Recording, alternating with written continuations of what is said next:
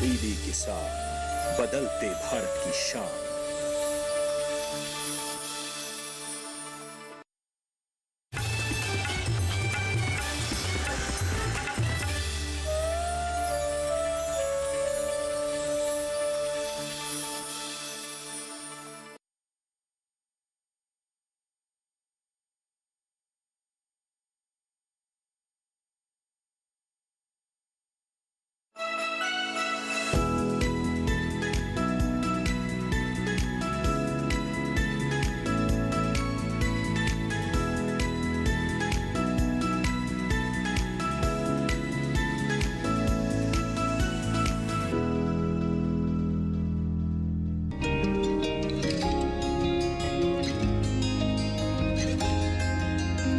नमस्कार, आप देख रहे हैं दूरदर्शन किसान कृषि दर्शन कार्यक्रम में। स्वागत है आप सभी का। मैं हूं आपके साथ अदिति शर्मा। किसान भाइयों बहनों, कृषि और किसान कल्याण मंत्रालय द्वारा एक अनूठी पहल की गई है। हम सभी जानते हैं, एक अभियान की शुरुआत की गई है जिसका नाम रखा गया है किसान भागीदारी प्राथमिकता हमारी। जी हां, बता दें आपको कि दूसरे मंत्रालयों और विभागों के साथ मिलकर इस अभियान की शुरुआत की है कृषि मंत्रालय ने, जिसकी शुरुआत हम बता दें आपको की गई हमारे केंद्रीय कृषि मंत्री श्री नरेंद्र सिंह तोमर द्वारा। इसे मनाया जा रहा है 25 से 30 अप्रैल के बीच। और साथ ही बता दें आपको कि इस 6 दिवसीय अभियान का मुख्य उद्देश्य ये है कि हमारी सरकार द्वारा जितने भी प्रयास किए जा रहे हैं खेती किसानी के क्षेत्र को उन्नत बनाने के लिए, हमारे किसानों के उद्धार के लिए, उन सब की जानकारी हमारे किसानों तक पहुंचाई जाए, हमारे किसानों को जागरूक किया जाए। माध्यम है तमाम तरह की कार्यशालाएं, वेबिनार और किसान मेले। जी हाँ, इन तमाम तरीकों के जरिए हमारे किसानों को यहाँ पर जागरूक किया जा रहा है। और बता दें कि इसी अभियान के तहत हमारे कृषि मंत्री की अध्यक्षता में फसल बीमा पाठशाला का भी आयोजन किया गया, जिसके बारे में हम आपको जानकारी देंगे। साथ ही साथ हमारे तीनों सेगमेंट्स रहेंगे, विज्ञान और किसान, कृषि स्टार्टअप और फार्मिंग इंडिया, जिसके जरिए हम आपको बताएंगे छोटा टैंक बड़े फायदे। फिर मुलाकात करवाएंगे हमारी प्रगतिशील महिला किसान त्रिनिधि सावो से और फिर बात होगी राष्ट्रीय बागवानी मिशन की। तो फिर आइए आज के अंक की शुरुआत करते हैं।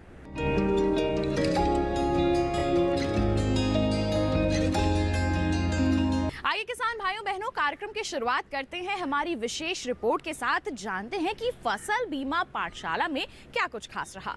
दिल्ली स्थित पूसा में आजादी का अमृत महोत्सव के तहत किसान भागीदारी प्राथमिकता हमारी के अंतर्गत फसल बीमा पाठशाला कार्यक्रम आयोजित किए गए।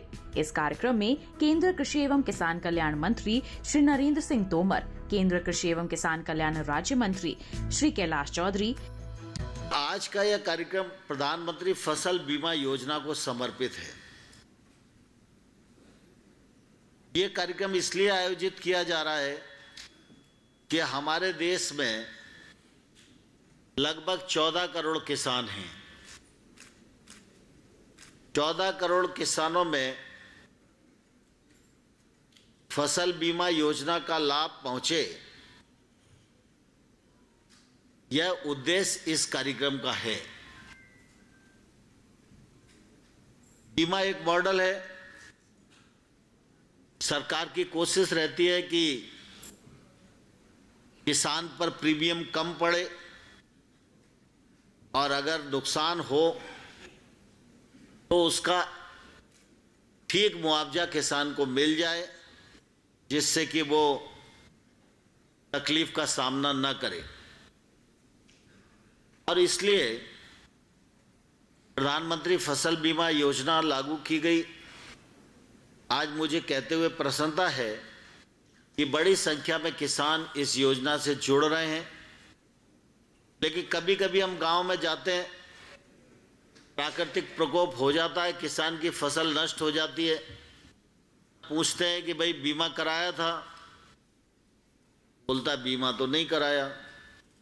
बीमा नहीं कराया, राज्य सरकार के जो आरबीसी के प्रावधान है उनके अंतर्गत थोड़ी बहुत तो मदद मिल जाती है। लेकिन अगर उस किसान का बीमा होता तो किसी के पास भी हाथ फैलाने की उसको जरूरत नहीं होती। इसलिए ये फसल बीमा पाठशाला का आयोजन देश भर में किया जा रहा है। हर ब्लॉक पर कंपनी के लोग भी पहुंच रहे हैं, केंद्र सरकार के लोग भी पहुंच रहे हैं और राज्य सरकार भी उसमें आयोजना कर रही है कि हमारा हर किसान इस योजना से जुड़े और फसल बीमा योजना का कवरेज बढ़े और कभी नुकसान की स्थिति आए तो वो उस तकलीफ से बच सके।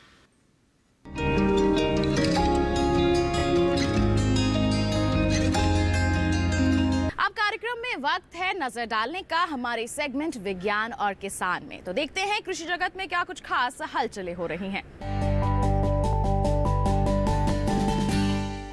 हमारे देश में किसान खेती किसानी के साथ साथ अब अन्य व्यवसायों को भी अपना रहे हैं ताकि आर्थिक रूप से मजबूती मिल सके, और मछली पालन एक बहुत ही बेहतरीन विकल्प है इस दिशा में। बता दें आपको कि मछली पालन के क्षेत्र में कई आधुनिक तकनीकों का विकास हो रहा है और हमारे किसान अगर इन्हें अपना लेते हैं तो सोने पे सुहागा साबित हो सकता है मछली पालन व्यवसाय उनके लिए। तो आइए आज के हमारे सेगमेंट में आपको बताते हैं कि आप छोटे से टैंक में बड़ा फायदा किस प्रकार हासिल कर सकते हैं। मछली प्रोटीन का एक बहुत बड़ा स्रोत है। विश्व की लगभग 1 अरब लोग अपने दैनिक भोजन में प्रोटीन की आपूर्ति मछली को अपने भोजन में शामिल करते हैं। प्राकृतिक जल स्रोतों जैसे नदियां, समुद्र से मिलने वाली मछलियों की संख्या इसकी मांग के अनुसार बहुत कम है। इस समस्या को दूर करने का उत्तम पर्याय मछली पालन है, जो बहुत से देशों में बहुत बड़े स्तर पर किया जा रहा है। संभावनाओं को देखते हुए मछली पालन की तरफ कृषकों का रुझान बढ़ने लगा है। आज हमारे देश में मछली पालन करके किसान काफी हद तक लाभान्वित हो रहे हैं। मछली पालन में लागत कम और मुनाफा अधिक है। किसान मछली पालन की शुरुआत आसानी से कर सकते हैं। मछली पालन उद्योग के लिए सबसे महत्वपूर्ण है तालाब। अगर मछली पालक के पास तालाब नहीं है तो वे सरकारी तालाब पट्टे पर लेकर मछली पालन का काम शुरू कर सकते हैं। यदि सरकारी तालाब पट्टे पर ना मिले और आपके पास जमीन है तो तालाब खुदवाकर भी ये व्यवसाय किया जा सकता है। मछली पालन को बढ़ावा देने में सरकार भी भरपूर मदद करती है। यही नहीं, सरकार ने मछली पालन को कृषि का दर्जा भी दिया है। इसके अलावा मछली पालकों को तमाम सुविधाएं भी दी जा रही है। आज बहुत से किसान मछली पालन को अपनाकर अपनी आमदनी बढ़ा रहे हैं, जिससे उनकी आर्थिक स्थिति में काफी सुधार हुआ है। देश के कुछ ऐसे भी किसान हैं जो पारंपरिक खेती के साथ साथ मछली पालन कर खुद तो लाभान्वित हुए ही हैं, साथ ही अन्य किसानों को भी मछली पालन करने के लिए प्रोत्साहित कर रहे हैं। उनमें से ही एक प्रगतिशील किसान है परवेज खान, जो उत्तर प्रदेश के बाराबंकी जिले के रहने वाले हैं। परवेज खान भी पहले अन्य किसानों की तरह पारंपरिक खेती करते थे। आंध्र प्रदेश के दौरे से प्रेरित होकर इन्होंने मछली पालन का काम शुरू किया। शुरुआत में वे तालाब में मछली पालन करते थे। बाद में अधिक मुनाफे के उद्देश्य से आधुनिक तरीके से मछली पालन की टैंक पद्धति को अपनाया। टैंक पद्धति में स्थान कम होता है लेकिन उत्पादन ज्यादा मिलता है। परवेज खान ने 21,000 वर्ग फीट क्षेत्र में फैले फिश फार्म में 25 बाय 25 फीट के 38 टैंक बना रखे हैं। इसमें 4 फीट पानी भरा रहता है। इन टैंकों में इन्होंने रीसर्कुलर एक्वाकल्चर लगवाया है, जिससे टैंक में पानी का बहाव निरंतर बना रहता है। पानी के निरंतर बहाव बने रहने से मछलियों में बीमारी की संभावना कम हो जाती है। इसके अलावा वे मछलियों को अच्छी क्वालिटी का संतुलित चारा देते हैं। पानी के तापमान पर वाटर पैरामीटर से निरंतर निगरानी भी रखते हैं। आज परवेज खान मछली पालन से लाखों रुपए की आमदनी तो कर ही रहे हैं, साथ ही अपने क्षेत्र के किसानों के लिए प्रेरणा स्रोत भी बने हुए हैं। ऐसे में कहा जा सकता है कि मछली पालन की टैंक पद्धति को अपनाकर अन्य किसान भी ज्यादा से ज्यादा मुनाफा कमा सकते हैं। किसान भाइयों बहनों, कार्यक्रम में वक्त हो चला है एक छोटे से ब्रेक का। आप कहीं मत जाइए। ब्रेक के बाद हम आपको दिखाएंगे हमारा अगला सेगमेंट कृषि स्टार्टअप। बने रहिए दूरदर्शन किसान पर, देखते रहिए हमारा कार्यक्रम कृषि दर्शन।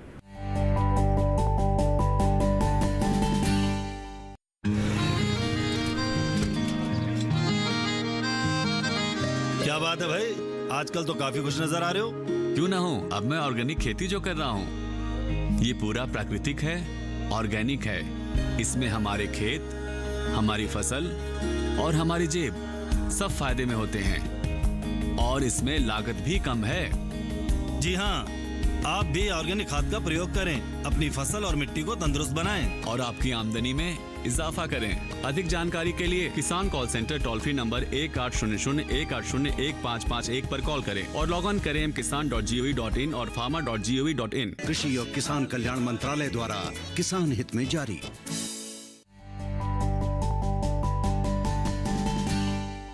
ब्रेक के बाद दूरदर्शन किसान के कार्यक्रम कृषि दर्शन में आप सभी का फिर से स्वागत है। अब कार्यक्रम में वक्त है नजर डालने का कृषि स्टार्टअप सेगमेंट पर।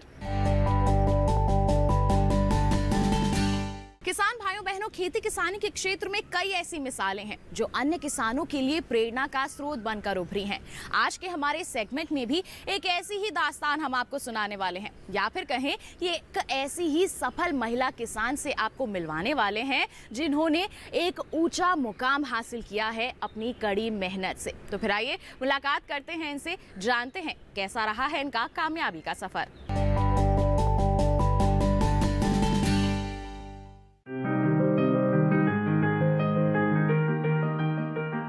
मेघालय जिला पश्चिम जैंतिया हिल्स की रहने वाली आदिवासी महिला किसान त्रिनिति सावो हल्दी की खेती करती हैं और महिला किसानों के समूह से जैविक हल्दी की खेती करवाती हैं। उनकी इस पहल से महिला किसानों की आय 3 गुना तक बढ़ चुकी है। यही कारण है कि इन्हें पद्मश्री पुरस्कार से नवाजा गया है। त्रिनिति ने 25 महिला किसानों के साथ मिलकर मुलियह गांव में स्पाइस बोर्ड की मदद से हल्दी की खेती की शुरुआत की थी। 4 साल के अंदर 800 किसान मिलकर अब लकडोंग किस्म की हल्दी की खेती कर रही हैं। त्रिनिति के संगठन से 100 से ज्यादा स्वयं सहायता समूह की महिलाएं जुड़ी हुई हैं, जो हल्दी की खेती कर रही हैं। जैविक खेती के विकास में अपने काम के लिए 2020 में पद्मश्री से सम्मानित होने वाली सावो ने जैविक खेती के तरीकों के माध्यम से हल्दी के शुद्ध और सबसे शक्तिशाली रूप को विकसित करने के लिए अपने गांव मुलिह मेघालय में लगभग 800 महिलाओं को प्रशिक्षित किया है। लकडोंग हल्दी की कहानी गरीब महिलाओं के एक समूह की कहानी है, जो खेती के लिए खुद के लिए एक स्थायी अर्थव्यवस्था बनाने के लिए एक साथ आती हैं। ये महिलाएं जैविक खेती के तरीकों और पर्यावरण के प्रति समर्पण का पालन करती हैं। हल्दी की लकडोंग किस्म, जो कि सैयों और उसके स्वयं सहायता समूह में महिला किसानों में होती है, उसमें करीमुन का 6 से 7.5% तक होता है, जो कि हल्दी का मुख्य घटक है, जो इसे चमकीले पीले रंग और विशिष्ट पृथ्वी सहित अपने नमकीन गुणों को प्रदान करता है। अधिकांश भारतीय खाना पकाने की नींव रखने वाला तीखा स्वाद कर्क्यूमिन एक अत्यधिक बेशकीमती औषधीय मसाला है, जिसके बारे में माना जाता है कि इसमें एंटी इन्फ्लेमेटरी, एंटी डायबिटिक और साथ ही कैंसर रोधी गुण होते हैं। मेघालय की जैंतिया पहाड़ियों में स्वदेशी रूप से उगाए गए लकडोंग हल्दी को व्यावसायिक रूप से बिकने वाली हल्दी में सोने का मानक माना जाता है। भारतीय कृषि अनुसंधान परिषद के अनुसार लकडोंग हल्दी में कर्क्यूमिन की मात्रा 7% होती है। दवाओं में इसका प्रयोग बहुत होता है। सामान्य हल्दियों की प्रजाति में कर्क्यूमिन की मात्रा 2 से 5% तक ही होती है। आयुर्वेद में हल्दी का उपयोग कई दवाइयों के निर्माण में होता है। हल्दी की गुणवत्ता का आधार इसमें पाए जाने वाले रंगीन पदार्थ कर्क्यूमिन व वाष्पशील तेल की मात्रा है। सूखी हल्दी या चूर्ण में कर्क्यूमिन की मात्रा 2.6 से 6.6% तक होती है। यदि किसान हल्दी की खेती जैविक तकनीक से करें तो अच्छी उपज के साथ साथ अच्छा लाभ भी ले सकते हैं। जैविक तकनीक से खेती में लागत बहुत कम आती है। ये भी है कि कम खर्च में किसान अधिक मुनाफा कमा सकते हैं। त्रिनिति सावो का मानना है कि हल्दी की जैविक खेती कर किसान अपनी आय दोगुनी करने में सफलता हासिल कर सकते हैं।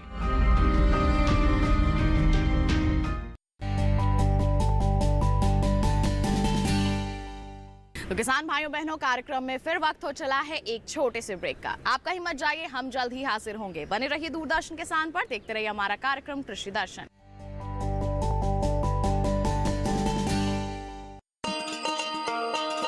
किसान भाइयों गांठ बांध लो, गांठ बांध लो, बात बहुत है काम की, समृद्धि के पैगाम की।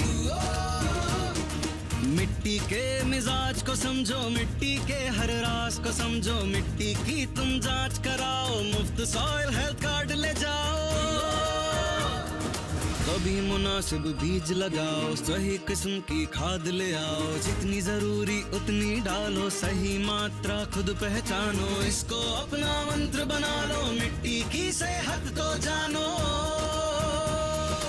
बात बहुत है काम की, कम लागत अधिक वरदान की। किसान भाइयों गांठ बांध लो, आज ही मिट्टी की जांच कराएं। राज्य सरकार के कृषि अधिकारी से संपर्क करें और मुफ्त में सॉइल हेल्थ कार्ड पाएं। कृषि और किसान कल्याण मंत्रालय द्वारा किसान हित में जारी।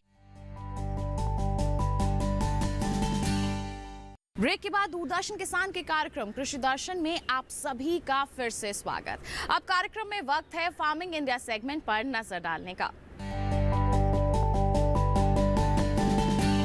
किसान भाइयों बहनों, पारंपरिक फसलों की खेती के साथ साथ अन्य फसलों की ओर भी हमारे किसानों का रुझान बढ़े, इसके लिए भी हमारी सरकार कार्यरत है या फिर कहें प्रयासरत है। जी हां, इसी दिशा में राष्ट्रीय बागवानी मिशन की शुरुआत की गई ताकि हमारे किसान बागवानी फसलों की खेती को भी अपनाएं और अच्छी से अच्छी आमदनी अर्जित करें। तो क्या है ये मिशन, आइए जानते हैं।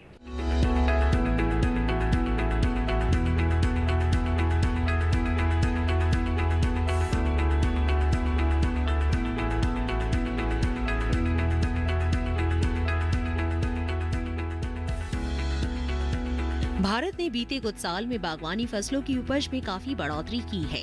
इस बढ़ोतरी में 2005-06 के दौरान शुरू हुए राष्ट्रीय बागवानी मिशन की बहुत बड़ी भूमिका है। इस मिशन के लागू होने के एक दशक के दौरान ही बागवानी फसलों के रकबे में औसतन 2.7% की, जबकि उत्पादन में 7% का इजाफा हुआ है। ये इजाफा अभी भी जारी है। 2004-05 में जहां बागवानी फसलों की पैदावार 16 करोड़ 69 लाख टन रही थी, वहीं 2019-20 तक ये आंकड़ा 32 करोड़ टन के भी ऊपर जा पहुंचा। यानी सिर्फ 15 साल के अंदर पैदावार बढ़कर करीब 2 गुनी हो गई। राष्ट्रीय बागवानी मिशन के मुख्य रूप से 5 उद्देश्य है: बागवानी क्षेत्र का संपूर्ण विकास, बागवानी फसलों की पैदावार बढ़ाना, उनमें पोषणता का इजाफा करना और किसान परिवारों की आय बढ़ाना। बागवानी विकास के कार्यक्रमों में तेजी लाना, बागवानी में खेती के आधुनिक तरीकों का प्रोत्साहन और कुशल या अकुशल लोगों, खासकर बेरोजगार युवाओं के लिए रोजगार का सृजन। बागवानी फसलों में फलों और सब्जियों के अलावा मशरूम, मसाले, फूलवानी, नारियल और सुगंधित पौधे आते हैं। काजू और बांस भी बागवानी फसलों का ही हिस्सा है। मौजूदा केंद्र सरकार ने एक कदम और आगे बढ़ाते हुए एकीकृत बागवानी विकास मिशन की शुरुआत की और राष्ट्रीय बागवानी मिशन को भी इसमें शामिल कर लिया गया। एकीकृत बागवानी विकास मिशन के अंतर्गत बागवानी फसलों में उत्पादन और उत्पादकता बढ़ाने की कोशिश हो रही है। ये योजना पूर्वोत्तर और हिमालयी राज्यों को छोड़कर पूरे देश में लागू है। इसके कुल बजट का 85% हिस्सा केंद्र और बाकी 15% राज्य सरकार वहन करती है। इसका मुख्य उद्देश्य बागवानी क्षेत्र के चौमुखी विकास को बढ़ावा देना है, खासकर फसल गुणवत्ता में सुधार लाना, बागवानी किसानों की संख्या बढ़ाना और उनकी आमदनी में इजाफा करना। इसके अलावा बागवानी क्षेत्र में ग्रामीण युवाओं के लिए रोजगार उत्पन्न करना और फसलोपरांत शीत श्रृंखला का उचित प्रबंध करना भी इसमें शामिल है। बागवानी फसलें अच्छी आमदनी देती है, यही वजह है कि पारंपरिक फसलों की जगह बगीचों को बढ़ावा दिया जा रहा है। ज्यादा जोर फलों के बागानों, फूलों, सब्जियों और बांस की खेती पर है।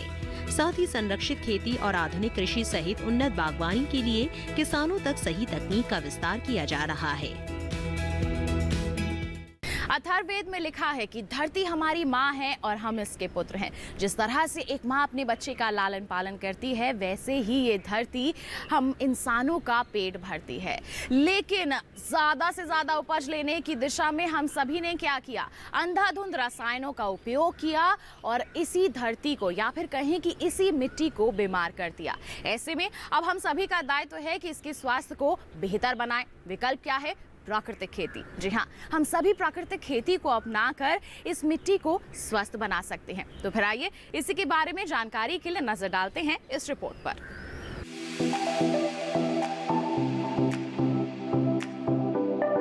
रसायनों की वजह से मिट्टी की उपजाऊ शक्ति दिन ब दिन कमजोर होती जा रही है। पर्यावरण प्रदूषण बढ़ रहा है सो अलग। कृषि रसायनों के लिए दुनिया भर में चिंता जताई जा रही है और उपाय तलाशे जा रहे हैं। जैविक खेती इसी तलाश का नतीजा है, लेकिन समस्या ये है कि जैविक खेती भी पूरी तरह रसायन मुक्त नहीं है।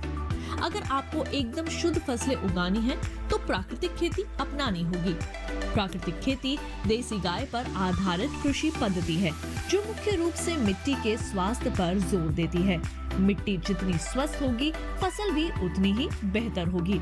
दरअसल मिट्टी में पौधों के विकास के लिए 16 तरह के पोषक तत्व होते हैं। देसी गाय के गोबर में सभी तत्व मौजूद हैं और कमाल की बात ये है कि अकेली गाय 30 एकड़ जमीन पर खेती के लिए काफी है। देसी गाय के गोबर और मूत्र की गंध केचुओं की संख्या बढ़ाने में भी मददगार है। हम सभी जानते हैं कि केचुए किसानों के मित्र माने जाते हैं। आपको बता दें कि प्राकृतिक खेती के लिए गहरी जुताई की जरूरत नहीं होती। इसमें सिंचाई पौधों से कुछ दूरी पर की जाती है, जिसमें सिर्फ 10% ही पानी लगता है। दूर से पानी देने के कारण जड़ों की लंबाई बढ़ती है, जिससे तनों की मोटाई और पौधों की लंबाई में भी इजाफा होता है। प्राकृतिक खेती में पौधों की दिशा उत्तर दक्षिण होती है। ऐसा करने से पौधों को सूरज की ऊर्जा और रोशनी ज्यादा समय तक मिल जाती है। इससे पौधे अपने शरीर का निर्माण कर लेते हैं, जिससे न सिर्फ कीट लगने की आशंका कम हो जाती है, बल्कि पौधों में पोषक तत्व भी संतुलित मात्रा में इकट्ठे हो जाते हैं। प्राकृतिक खेती में मुख्य फसल के साथ सहयोगी फसलों को भी उगा सकते हैं। इसी तरह की खेती में देसी बीजों की काफी अहम भूमिका होती है। देसी बीज पोषक तत्व कम लेते हैं और पैदावार ज्यादा देते हैं। दूसरी ओर जलवायु परिवर्तन का असर खेती पर भी पड़ रहा है। प्राकृतिक खेती से उपजी फसलें मौसम की विषमताओं को काफी हद तक सहन कर लेती हैं, जिससे किसान आर्थिक नुकसान से बच रहे हैं। खेती के लिए खाद और कीटनाशक की जरूरत होती है। प्राकृतिक खेती में ये दोनों चीजें प्राकृतिक तरीके से ही बनाई जाती हैं, वो भी घर पर मौजूद सामग्री से। इसमें 2 तरह की खाद होती है, जीवामृत और घन जीवामृत। खाद 2 तरह से बन सकती है। मिट्टी की भौतिक दशा को सुधार देगा। इस तरह कीटनाशक भी गोबर, गौमूत्र, पौधों के पत्ते, तंबाकू, लहसुन और लाल मिर्च से बनाए जाते हैं। प्राकृतिक खेती में पोषण और कीट नियंत्रण के लिए बाजार से कुछ भी अतिरिक्त सामान नहीं खरीदना होता, इसलिए इसे जीरो बजट फार्मिंग यानी शून्य बजट खेती भी कहा जाता है। दक्षिण भारत में ये खेती लोकप्रिय हो रही है और खास तौर से कर्नाटक में। प्रधानमंत्री श्री नरेंद्र मोदी जी जिस तरह से खेती को प्रोत्साहित कर रहे हैं, उनकी सरकार ने परंपरागत कृषि विकास योजना में ही भारतीय प्राकृतिक कृषि पद्धति के नाम से एक उप योजना तैयार की है। इसके अंतर्गत किसान को 3 साल के लिए प्रति हेक्टेयर 12,200 रुपए की आर्थिक सहायता दी जाती है। पद्मश्री सुभाष पालेकर प्राकृतिक खेती के जनक हैं। वैसे बिना रसायनों वाली खेती भारत के लिए कोई नया विचार नहीं है। हमारे किसान हजारों साल से इसी तरह की खेती करते आ रहे हैं। वेदों और उपनिषदों में भी इस संबंध में श्लोक मिल जाते हैं। रसायनों का उपयोग हरित क्रांति के दौरान शुरू हुआ। अब चूंकि पूरी दुनिया इनके दुष्परिणामों को जान चुकी है, ऐसे में भारत प्राकृतिक खेती के रूप में दुनिया को नई राह दिखा रहा है। तो किसान भाइयों बहनों, ये था हमारा आज का कार्यक्रम कृषि दर्शन। हम उम्मीद करते हैं कार्यक्रम में दी गई जानकारियां आपके लिए जरूर लाभकारी साबित होंगी। लेकिन चलते चलते एक बार फिर आपको जानकारी दे दें कि हमारी सरकार द्वारा एक अभियान की शुरुआत की गई है, जिसका नाम रखा गया है किसान भागीदारी प्राथमिकता हमारी। जी हाँ, इस अभियान का एकमात्र उद्देश्य यही है कि हमारे किसानों को जागरूक किया जा सके तमाम प्रयासों के प्रति, ताकि हमारे किसान उनसे जुड़े, उनसे लाभ ले सकें। जी हाँ, और बता दें आपको कि हर रोज यहाँ पर नई नई जानकारियां किसानों तक पहुंचाई जा रही हैं। पहले बताया गया ओडीओपी के बारे में, फिर बात हुई एफपीओ की, और उसके अगले दिन यहाँ पर जानकारी दी गई है फसल बीमा योजना के बारे में, फसल बीमा पाठशाला का आयोजन करके। देखिए, तमाम तरह के प्रयास यहाँ पर किए जा रहे हैं हमारे किसानों को मजबूती प्रदान करने के लिए। अब आपको भी इससे जुड़ना है, इससे लाभान्वित होकर इसे एक सफल अभियान बनाना है। इसी के साथ आपको बता दें कि आप हमारा ये कार्यक्रम दोबारा देख सकते हैं। क्या करना है आपको, टीवी स्क्रीन पर दिखाए जा रहे क्यूआर कोड को आप स्कैन कीजिए, सीधा पहुंच जाएंगे हमारे यूट्यूब चैनल पर और आप दोबारा ये कार्यक्रम देखकर इससे लाभान्वित हो सकते हैं। साथ ही आपको बता दें, जुड़ना चाहते हैं आप हमसे, ईमेल कीजिए हमें। ईमेल आईडी है हमारी krishidarshan@gmail.com। आप हमें पत्र भी लिख सकते हैं। पता है हमारा कृषि दर्शन, कमरा number 59A, CPC Doordarshan, Khelgaon, नई दिल्ली 110009। तो बस आज के लिए इतना ही। अगले अंक में करेंगे मुलाकात, तब तक के लिए दीजिए इजाजत। आप बने रहिए दूरदर्शन किसान पर। नमस्कार।